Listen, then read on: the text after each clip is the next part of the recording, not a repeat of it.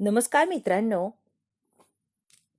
आज या भागामध्ये असं काय जबरदस्त ट्विस्ट मी घेऊन आली आहे की भैरवी जे काही कारस्थान करण्यासाठी सावलीच्या घरात आलेली असते आणि प्रत्येकाला एक एक एक एक करून संपवायचं असतं, म्हणजे पूर्ण तिलोत्तमाचं कुटुंब उद्ध्वस्त करायचं असतं या उद्देशाने घेऊन आलेली असते. आणि भैरवीने येण्याच्या आधीच सगळे काही प्लॅनिंग करून ठेवलेली असतात आणि बरोबर एक एक पत्ता टाकत चाललेली असते. आणि प्रत्येक प्लॅनिंग मध्ये भैरवी सक्सेस सुद्धा होत असते, अगदी परफेक्टली. कारण भैरवीने जे ठरवलेलं असतं ते आणि अगदी तसंच घडत चाललेलं असतं. तिने असे काय प्रयत्न केलेले असतात आणि त्या सगळ्या प्रयत्नांमध्ये भैरवी यशस्वी झालेली असते. तिने बरोबर तिलोत्तमाला कात्रीत पकडलेलं असतं आणि तिलोत्तमाला हवंय त्या तालावरती नाचवत असते. तिलोत्तमा अगदी कठपुतली बनवून ठेवलेली असते या भैरवीने, हे तर आपल्याला माहितीच आहे. आता मात्र होळीचा दिवस असतो, सणाचा दिवस असतो, सगळं छान व्यवस्थित त्यांच्या घरातलं वातावरण असतं, सगळं काही आनंदीदायी. सावलीने पूर्त ओळखलेलं असतं या भैरवीला की भैरवी काय उद्देश घेऊन इथे आलीये आणि नेमकी करतीये तरी काय. होळीची छान अशी तयारी केलेली असते आणि होळीचा कसा बेरंग करायचा, सगळा सत्यानाश करायचा हे आधीच ठरवलेलं असतं. कारण भैरवीच्या सगळ्यात महत्वाचं दुश्मन त्या घरात असते सध्या सावली. सावलीमुळे भैरवी एक्सपोज झालेली असते, सगळ्यांच्या समोर तिचे प्रकरण आलेले असतात. त्याच्याने तारा आणि भैरवी कुठेच तोंड दाखवायच्या लायकीचे राहिलेले नसतात. याचा सूड उगवायचा म्हणून भैरवी किती खालच्या पातळीला जाते मित्रांनो, आज आपल्याला हे बघायचंय. व्हिडिओ अगदी शेवटपर्यंत बघा आणि व्हिडिओ आवडल्यास लाईक शेअर सबस्क्राईब नक्की करा. तर मित्रांनो, होळीसाठी राजकुमार, सारंग, बबलू घरातले प्रत्येक जण खूप आनंदी असतात आणि होळीची तयारी अगदी दणक्यात त्यांनी केलेली असते. काहीही करून मोठ्या प्रमाणात आणि छान अशी आपल्याला होळी करायची असं त्यांनी ठरवलेलंच असतं. त्यासाठी तिघा चौघांनी इतके काय प्रयत्न केलेले असतात, जबरदस्त असं होळीची तयारी केलेली असते. आणि शेवटी भैरवीला ज्या दिवशी पचका करायचा आहे, प्लॅनिंग परफेक्ट साध्य करायचंय, तो दिवस उगवलेला असतो. आता मात्र भैरवीने होळीच्या दिवशीच होळीमध्ये सावलीला दहन करायचं असं ठरवलेलं असतं. काही झालं तरी या होळीमध्ये सावलीला ढकलून द्यायचं आणि कायमची सावली संपवायची. जशी सानिका जाळून मारली, तिचं आयुष्य संपवलं, तसंच आता सावलीचं सुद्धा आयुष्य संपवायचं असतं. होळीचा दिवस असतो आणि हिला अगदी परफेक्ट असा चान्स मिळालेला असतो. चुकून पाय घसरून किंवा धक्का लागून सावली पडली आणि जळाली हे तिला सांगणं कारण अगदी सोपं असतं. सावली सुद्धा काही कमी नसते. भैरवी कोणत्या थराला जाऊ शकते सावलीला चांगलंच माहिती असतं. सावली अगदी सावधच असते, तरी सुद्धा भैरवी काही ना काहीतरी करण्यासाठी कट रचत असते आणि प्रयत्न करतच असते की मला आज काहीही करून या सावलीला तोंडावर पाडायचंय. तोंडावर पाडण्यापेक्षा या होळीत पाडायचंय आणि कायमचं तिचं आयुष्य संपून टाकायचंय. भैरवी संधी साधत असते की कधी मला हे सगळं मिळणार.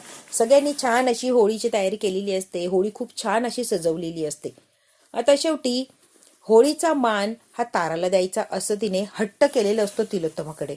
आणि तिलोत्तमा अगदी मजबूर असते, ती काहीही करू शकत नाही. कारण तिलोत्तमाने जर भैरवीचं काही ऐकलं नाही तर भैरवी काय करू शकते, कुठच्या पातळीला जाऊ शकते आपल्याला माहितीये. तिलोत्तमाचं सत्य घरच्या लोकांसमोर आणणार म्हणून तिलोत्तमा प्रत्येक वेळेला घाबरत असते आणि माझं सत्य कोणाच्या समोर येऊ नये म्हणून भैरवीच्या तालावर अगदी कठपुतलीसारखी नाचत असते. भैरवी जे म्हणणार, जसं म्हणणार तसं आणि अगदी परफेक्ट तसंच झालं पाहिजे यासाठी धडपड करत असते. काहीही करायचं आणि भैरवी म्हणेल तसंच वागायचं.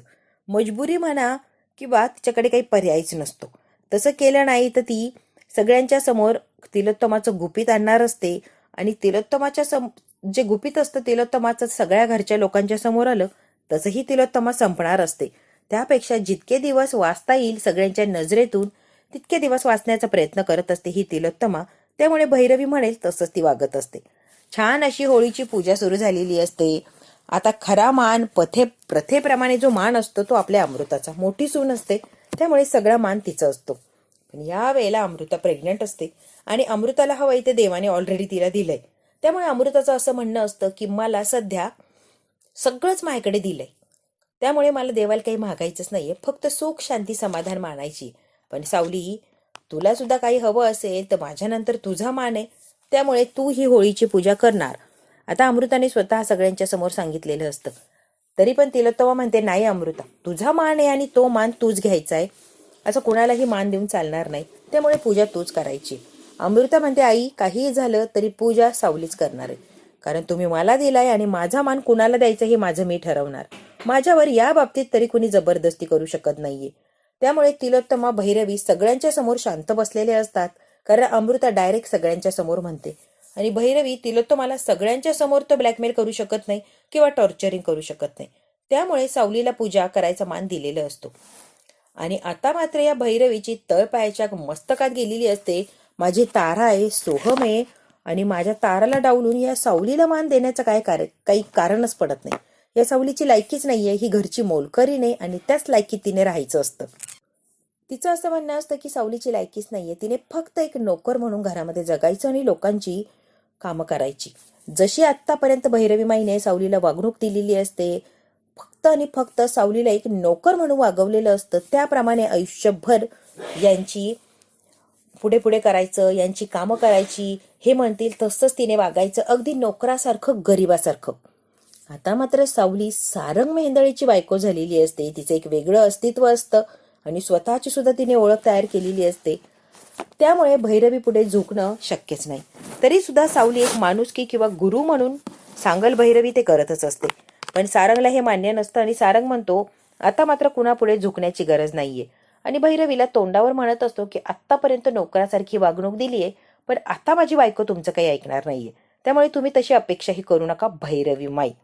याच गोष्टीचा भैरवीला राग येत असतो की हा सारंग नेहमी ढाल बनून हिच्या मागे का असतो. असं काय आहे सावलीमध्ये की सारंग तिला नाही म्हणायला तयारच नसतो. त्यामुळे भैरवी ऑलरेडी खूप चिडलेली असते आणि काहीही करून हिला नीचा दाखवायचा किंवा सगळ्यांच्या समोर नाचक्की करायची, लाज आणायची किंवा बाहेर सावलीची लायकीच ही आहे हे सगळ्यांना दाखवून द्यायचं, यासाठी ही भैरवी नेहमीच धडपड करत असते. आत्ता सुद्धा तिला असं वाटतं की एवढ्या मोठ्या होळीची पूजा करायची, एवढा छान असा मान आहे, तो फक्त माझ्या ताराला मिळायला पाहिजे. या अमृता तर बिन अक्कल आहे, तिला तर अक्कलच नाहीये. स्वतःचा मान ती माझ्या ताराला पण देऊ शकत होती, तर ह्या बिंडोक सावलीला काही द्यायची गरज होती का? पण आता सगळ्यांच्या समोर म्हटल्यामुळे यांचं कोणाचं काही चालत नाही आणि शेवटी सावली सारंग पूजा करत असतात आपल्या होळीची. छान अशी विधिवत पूजा वगैरे झालेलं असतं. सगळे छान आणि खूप आनंदी असतात की होळीची पूजा सारंग आणि सावलीच्या हाताने झाली. तशी आता तिलोत्तमाची सुद्धा इच्छा असते, कारण सारंग तिचा फेवरेटच असतो. नाही अमृता पूजा करत आहे तर सारंग आणि सावली पूजा करणार, कारण तिलोत्तमाचा राग तारावर जो असतो तो अजूनही तसा असतो. फक्त भैरवीने धमकी दिली आहे म्हणून राग गेला असं दाखवलेलं असतं, पण तारा तिला आवडत नसते, कारण तारा आईसारखीच खोटारडी आहे असं म्हणणं असतं तिलोत्तमाचं. आणि खोटेपणाला तिलोत्तमाच्या आयुष्यात जागा नसते. त्यामुळे तिला मानपान देणं, पूजा वगैरे करायला लावणं हे तर शक्यच नाहीये. तरी सुद्धा भैरवीची इच्छा असते की माझ्या तारांनीच पूजा करावी, पण ते शक्यच नसतं. आता सावलीने आणि सारंगने मन लावून छान अशी पूजा केलेली असते आणि सगळे सुद्धा सावलीची आणि सारंगची पूजा झाल्यावर पूजा करत असतात. आता जेव्हा सावलीची पूजा झालेली असते, सगळे लोक पूजा करतात, तेव्हा भैरवी मुद्दाम मागे राहिलेली असते पूजा करण्यासाठी. सावलीची पूजा झालेली असते, तिथलचं ताट वगैरे जे असतं ते सावली ताट घेण्यासाठी तिथे होळीच्या अगदी जवळ आलेली असते. तेवढ्यात काय भैरवी अगदी येते आणि सावलीला अशी ढकलून देते त्या होळीमध्ये. सावली जर होळीत पडली असती तर एका मिनिटात सावलीची राख रांगोळी झाली असती. इतकी मोठी ती होळी पेटलेली असते, सावली एक सेकंदही जगली नसते. भैरवीने याच गोष्टीचा फायदा घेतलेला असतो, जोरात अशी सावली ढकलून दिलेली असते. आता मात्र सावलीला तिने ढकललेलं तर असतं. देवी आईच्या रूपात म्हणा किंवा मैत्रीण, सखी, काहीही म्हणा, सावलीच्या आयुष्यात आलेली असते किंवा तिच्या विठुरायानेच पाठवलेली असते. एक मुलगी आलेली असते सावलीच्या आयुष्यात दुवा बनून. ती सावलीचा हात पकडते आणि सावली जेव्हा आगीत पडायला लागलेली असते तेव्हा वरच्या वर सावलीला खेचते आणि सावलीला सगळ्या संकटातून तिने वाचवलेलं असतं. भैरवी जेव्हा बघते की कुणीतरी पोरगी आली आणि तिने सावलीला वाचवलंय, इतका काय हिला राग आलेला असतो की काय करू आणि काय नाही, दोघींना सुद्धा त्या होळीत ढकलून देऊ की काय, अशी अवस्था झालेली असते या भैरवीची. भैरवी अगदी रागाने बघायला लागलेली असते आणि बघते तर काय, भैरवीची ती मुलगी दुश्मन असते आणि भैरवीची जिरवण्यासाठीच ती भैरवीच्या आयुष्यात आलेली असते. आता भैरवीने त्यावेळेला काही म्हटलेली नसते, कारण सगळ्यांच्या समोर काही म्हटलं तर भैरवीची चव जाणार. भैरवी अगदी गुपचूप अशी उभी असते. सगळे जिकडे तिकडे जातात, सगळं नॉर्मल असं वातावरण झालेलं असतं. सावलीला पकडते आणि सावलीला भैरवी म्हणते, तुझी लायकीच नाहीये जगण्याची, या होळीत दफन होण्याचीच तुझी लायकी आहे. सावली म्हणते, भैरवी माई, माझ्या घरच्यांचा सामना करायचा असेल तर आधी मला पार करा. सावली या विठुरायाची भक्त तुमच्या रस्त्यात खंबीरपणे उभा आहे. माझ्या घरच्यांपर्यंत पोहोचायचं असेल तर या सावलीचा सामना करायला लागणार. तुम्ही कितीही प्रयत्न करा भैरवी माई, मी तुम्हाला माझ्या घरच्यांपर्यंत पोहोचू देणार नाहीये. त्यामुळे तुम्ही काही करू शकत नाहीये आणि तुम्हाला ओपन चॅलेंज करतीये. तुमचं सत्य मी सगळ्यांच्या समोर आणणार तेव्हाच काय गप्प बसणार. ज्या दिवशी तुमचं सत्य सगळ्यांच्या समोर येणार तेव्हा माझ्या घरातून मी तुम्हाला धक्के मारून बाहेर काढेल. आता सावलीने ओपन चॅलेंज दिलेलं असतं भैरवीला. बघू आता भैरवी सावली यांच्यामध्ये हे युद्ध लागलंय. हे युद्ध कसं शांत होणार आणि सावली सगळ्या संकटांवर कसं मात करणार. आता मात्र सध्या तरी सावली वाचलेली असते भैरवीच्या तावडीतून. भैरवी सुद्धा काही गप्प बसणाऱ्यात ती नसते. ती काही ना काहीतरी कटकारस्थान करणार आणि परत सावलीला त्रास देण्याचा प्रयत्न करणार. पण सावली आता मात्र तयार झालेली असते आणि सावध असते. बघू मित्रांनो, सगळ्या संकटांवर सावली कसं मात करणार आणि भैरवीची लायकी भैरवीला कशी दाखवून देणार. हे जर बघायचं असेल तर बघायला लागणारे व्हिडिओ अगदी शेवटपर्यंत आणि पुढच्या भागात आपल्याला कळणारच की नेमकी काय आणि कशी मात करते आपली सावली. व्हिडिओ आवडल्यास लाईक, शेअर, सबस्क्राईब नक्की करा. धन्यवाद.